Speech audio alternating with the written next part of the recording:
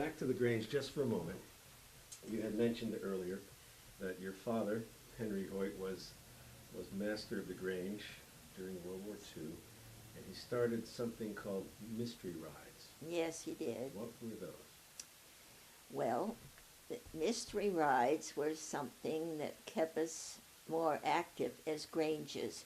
He would pick another Grange to visit, and he wouldn't tell anybody where it was, but we would pile as many people as wanted to go into as few cars as we could get them into, and take off to go visit another Grange, and the other Grange never knew we were coming.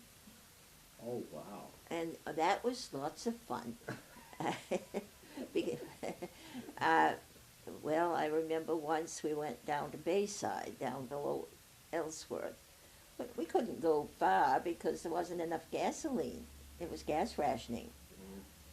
But being Grangers, you always welcome, always.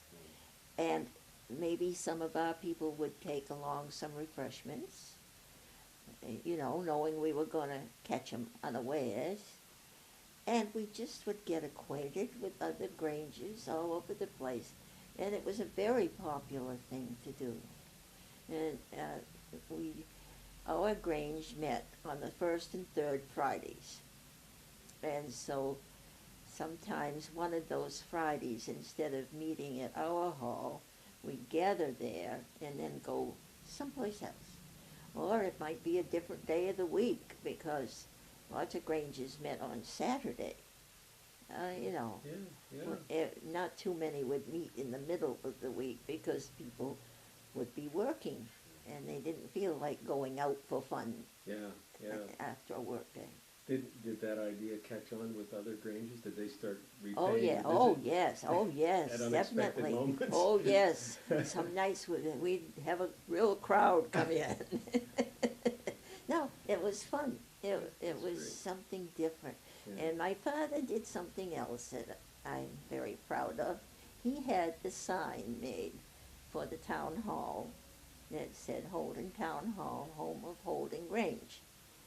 And thanks to our Historical Society, a copy of that has been made and put on the hall. And because, of course, the one he had made back in the 40s, when they took it down, it pretty much fell apart, I suppose. But I felt very sad not to see that sign up over the door, so I kept pushing it. These historical society meetings to have something done. I'll let you sort that out with these books later. Whoops! No. I just did another whoops. Those are staying in. You said that the Grange was a big part of social life. It was it. There was nothing else for people No. to do? You went to Grange and you went to church. And of course the men didn't go to church, except on a special Sunday. Yeah. On Grange Sunday, my father would put on his regalia, because you had regalia to wear, and the men and Grange people would go to church and sit as a body in the church. It was Grange Sunday. The rest of the time, going to church was left up to the women, mostly. Yeah. I mean, there were a few men who came, but mostly women. Would the men drive the women to church, or did the women? Mother and I walked. Oh, of course. It was only 2.5 miles. Yeah. And what denomination was it? Congregational. Of course. Yeah. was that the church in Holden at the time? Well, yes. For a while, the little church over at the village was also a congregational church, but they got hooked onto Buddy Franklin, and they're now what I call a born-again church. They follow a different way. Yeah. But at one time, when we hired a minister, the minister did our church, he did the Eddington Church, the East Holden Church, and the Dedham Church. He had 4 churches, and he traveled all day long, just preach, preach, preach, preach, preach, preach. And we didn't have ordained ministers. I am perfectly willing to go into that. Go ahead, yes. Why No, not? in fact, the first time we went with an ordained minister, I was not one of the happy people. For years, we had taken students from the seminary, and we had trained them to be ministers.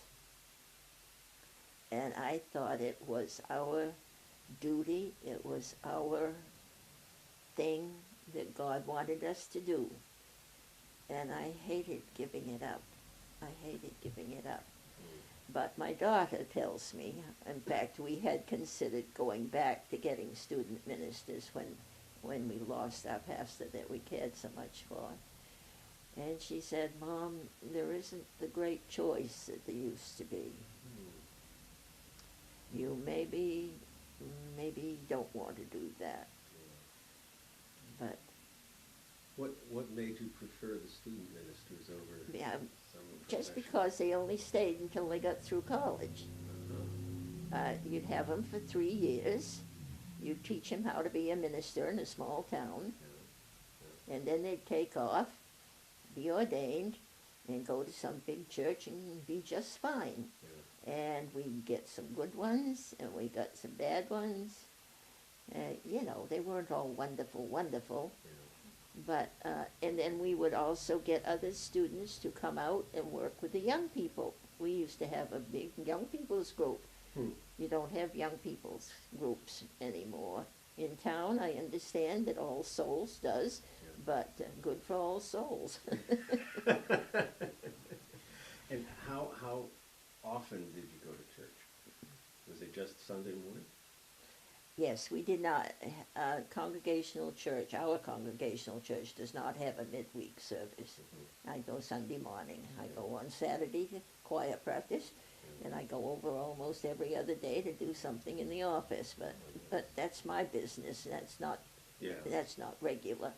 No, we have what is called right now is called an interim minister, who is with us as we try to work with Dedham to have a joint ministry.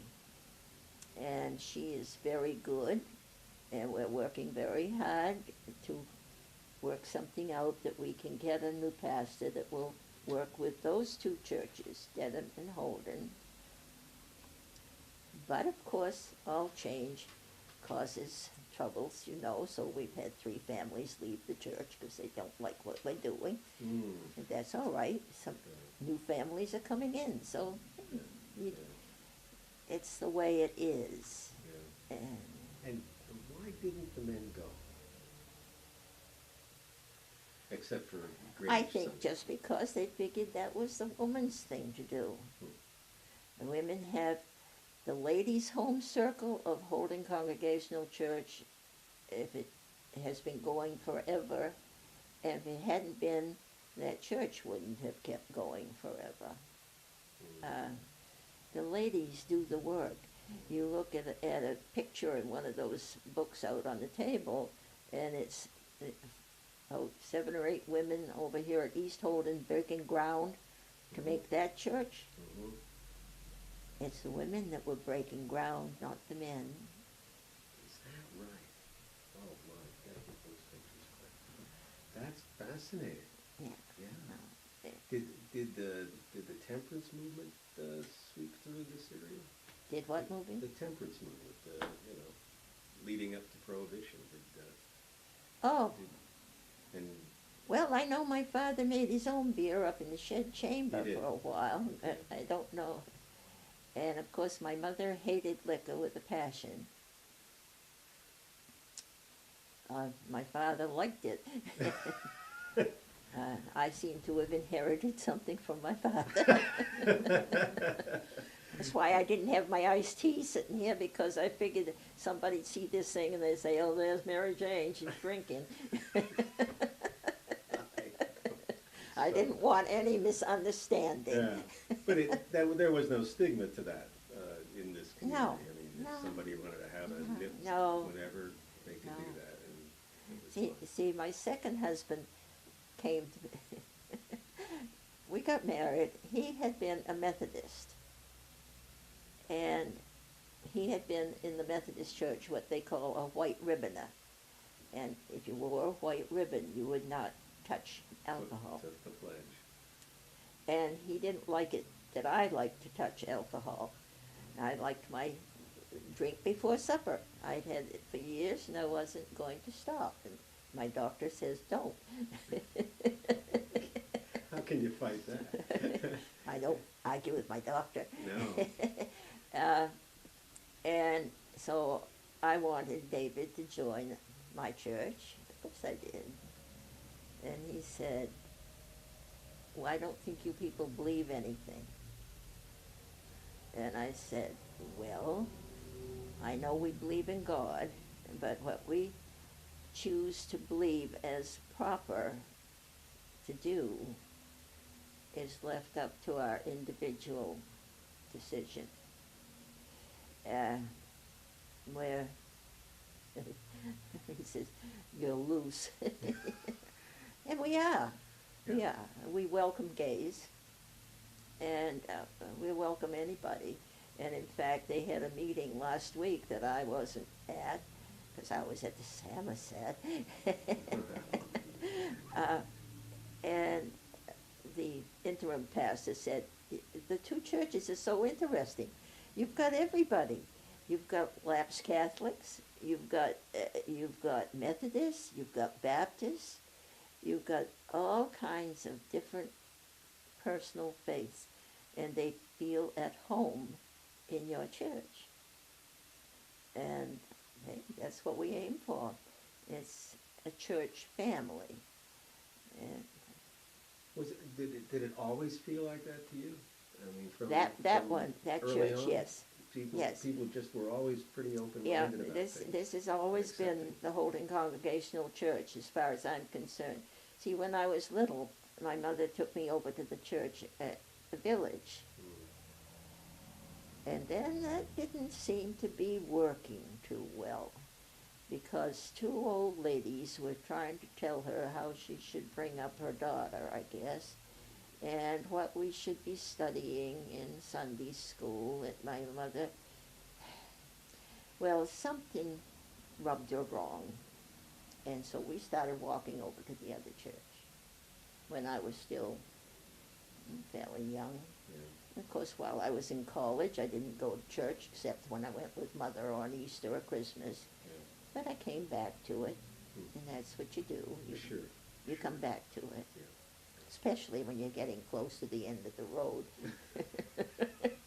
Not worried about that, are you? No, I'm not worried at all. Yeah. I'm looking forward Yeah. to see what happens next. Absolutely. Where did- And if nothing happens next, I will have the pure joy of thinking something's going to happen next. So what's the difference? you win either way. It's a win-win situation. Absolutely. Where did you go to college? University of Maine, In order. yes. Yes. And I worked my board, and I rented a room. I worked my board in a boys' boarding house, and Dean Wilson wanted me kicked right out because I had anything to do with the boys' boarding house. Oh, yes. That was in 1942 to 46, you know. Mm-hmm. But I survived it, and I just helped Bill feed her boys that she had at her house. And then Bill and I would run, catch a bus, and come to Bangor and go to the movies together, and then go back. Now, I have because I had to come home every weekend, you know. My mother and father wouldn't let me go into a dormitory where I could have earned my board. Yeah. They wanted me home on weekends, their Well, little we know girl. what happens over there on weekends, so I can I understand that. mean, I was 16 when I started college. Goodness. I was 20 when I graduated. You were young. And I went to teaching when I was still 20. And I had students coming back from World War II that were older than I was. It was a fascinating life I've led. Must have been, yes. Yes. Um, Yes. and you were an education major? You No, I trained was to an be a teacher? English major. English major. I was an English major, and we didn't know about having to take all. I had to take a certain number of education courses. I can remember only one that I think did me any good. If I could have had Payson Smith, I would have learned from Payson Smith. He was a wonderful person, but no, I worked for a couple of men in the psych department to earn some little money, and one of them, whose name I can't think of right now, I lose names, but he taught me quite a lot about teaching. He had taught in tough inner city schools, and the thing made him annoyed was that I had a textbook, and I hadn't paid much attention, but the night before the final I read it.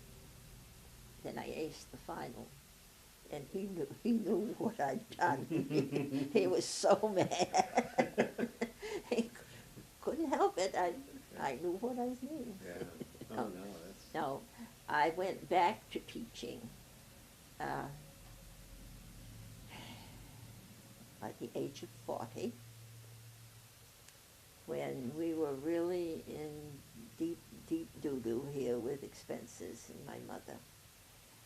And so then I had to take all education courses. Oh, yes. And I did, and I got through that. But I didn't try to teach high school again.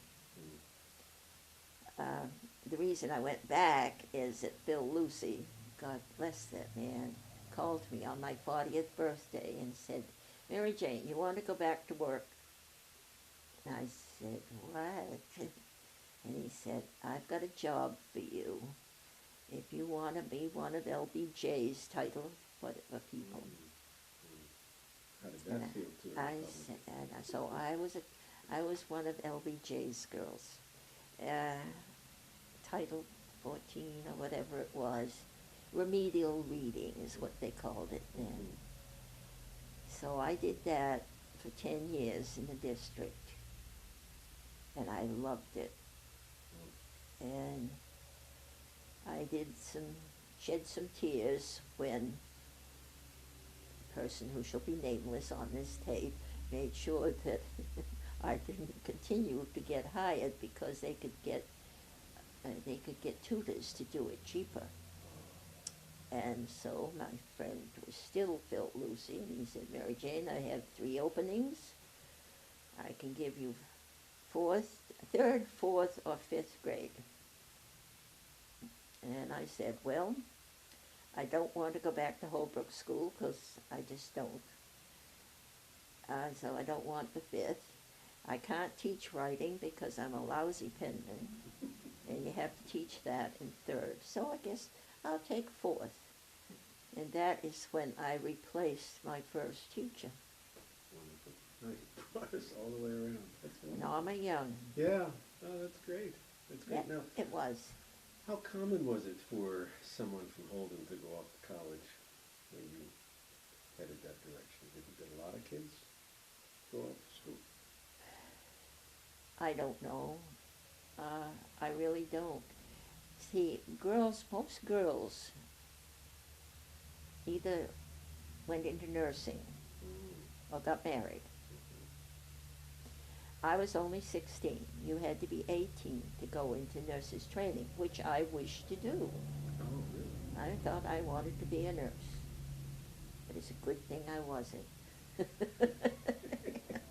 No, I ran a nursery school in Ellsworth for 6 years with my first husband, and to make a little money for us to live on too. And then I came up here and I tried substituting, but I'm not good as a substitute. Mm-mm. So when I got the job, it was a good thing that I really got the job. And I loved my 4th graders.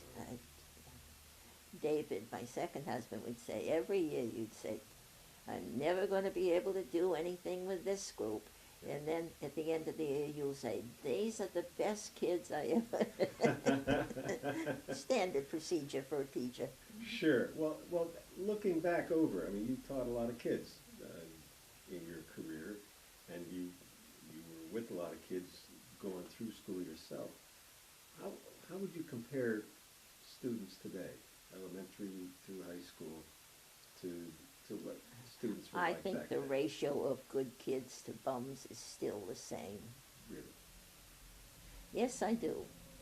And I go up to the university because I take senior college classes. I've heard about those.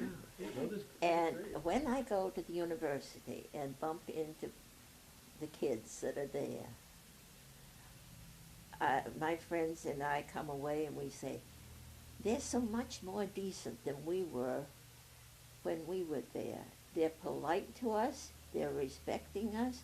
I didn't have any respect for those old ladies that came for summer school when I was there. I used to write things for the main campus in Yeah. the paper, and I certainly wasn't too respectful. But I have never had anybody, any young student at the university, be anything but helpful to me. They want to open doors. They want to help me up the steps. Are you all right? Can you do this? You know, no. And sure, there are some losers, but they don't hang around as long at the university level as they used to. At least that's my impression. I nodded. And I have two girls, two granddaughters in high school. One loves John Bapps, the other one loves Brewer.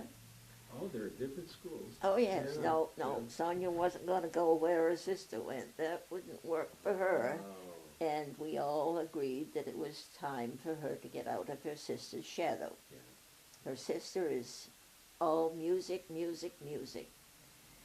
And Sonia is all ROTC. Really? She is now a second lieutenant in the junior ROTC at Brewer High as a sophomore, My which has goodness. been quite a shock to some of the boys who thought she got promoted before they did too much too soon. Must have earned it. She Yeah. does. Yeah. She does. And she in the color guard. And boy, does she love being in the color guard. And when she's in a parade, oh, David Peirce, he wasn't related to her, but he would be so proud of her. He would be so proud. Yes. Speaking of David Peirce, Yeah.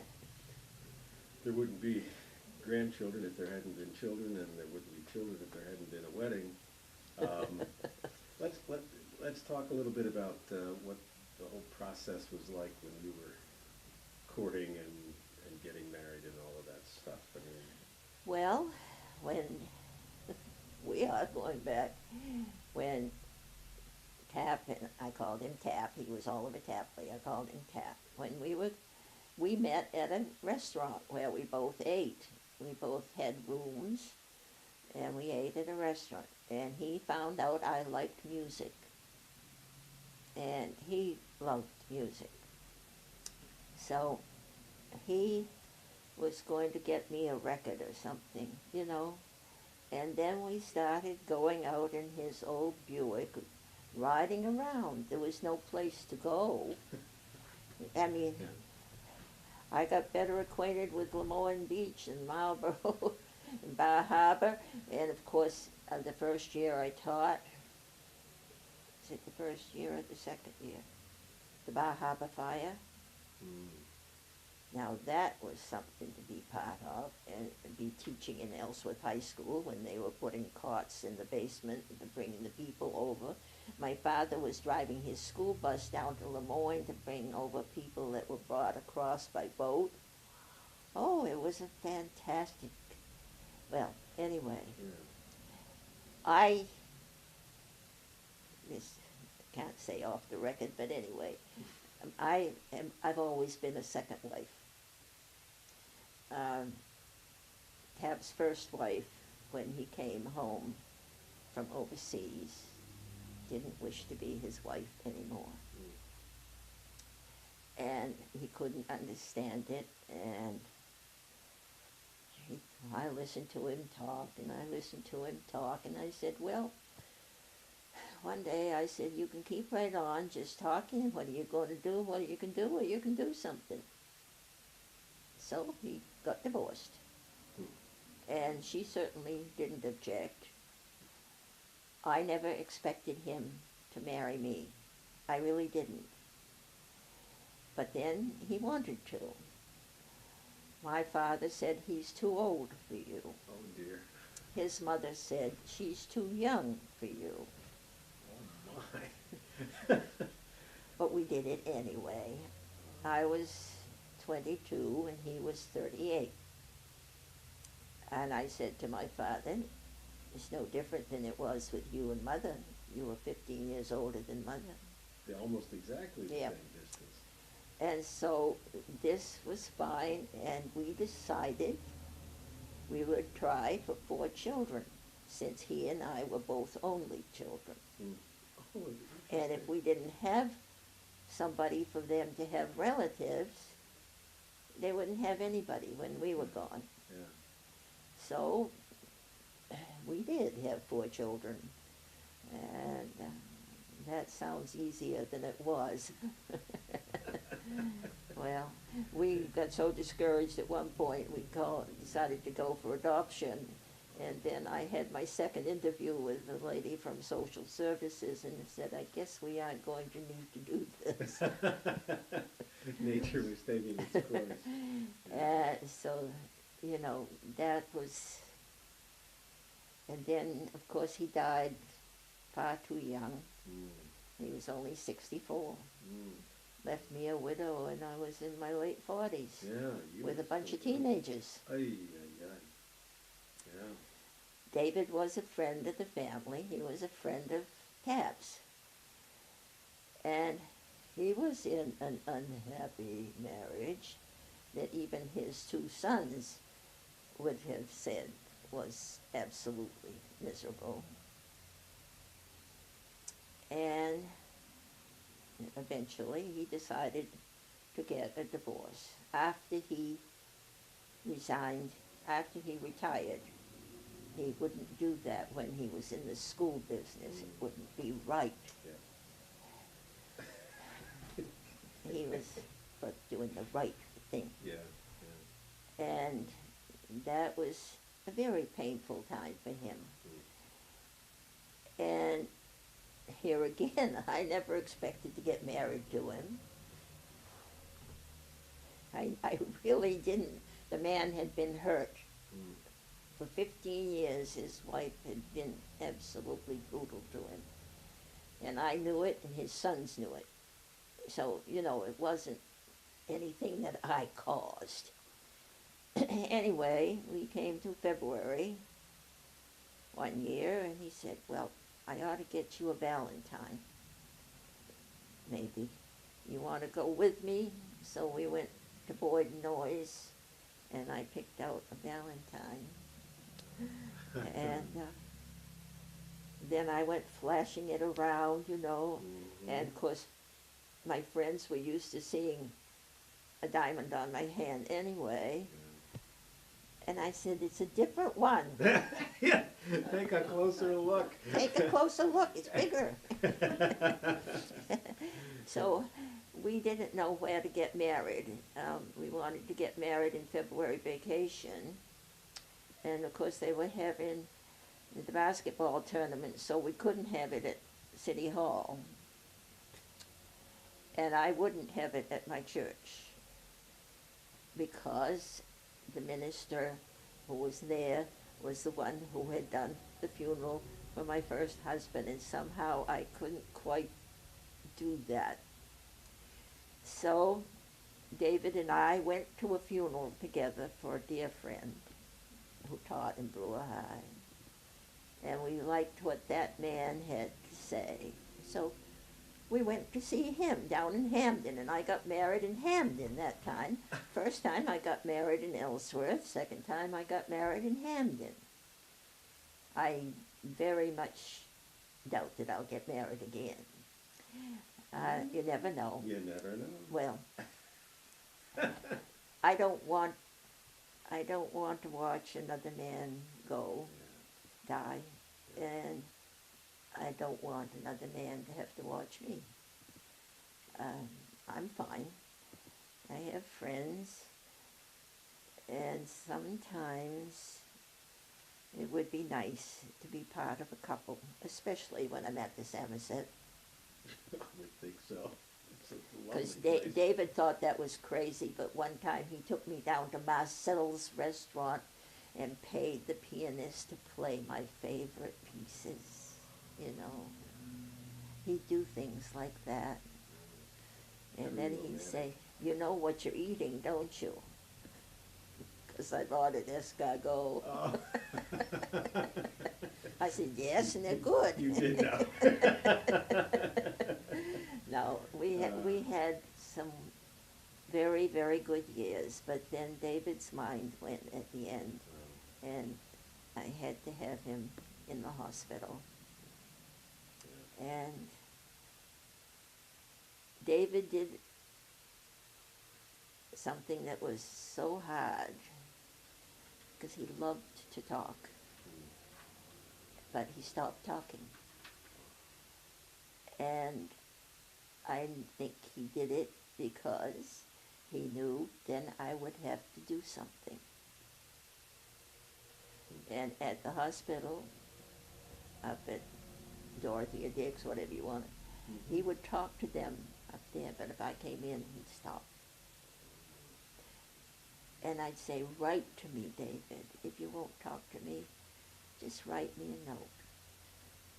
And he did. Having lived in this town for a long time, you've seen a lot of what's happened here. Now, if we compared it to Holden today, what's changed? What are the differences that you see here? Well, Holden has become a bedroom town.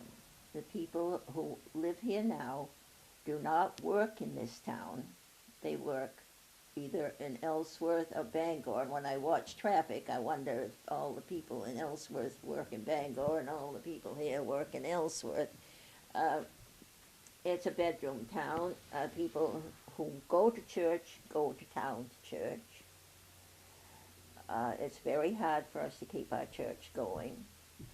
There is nothing like the Grange.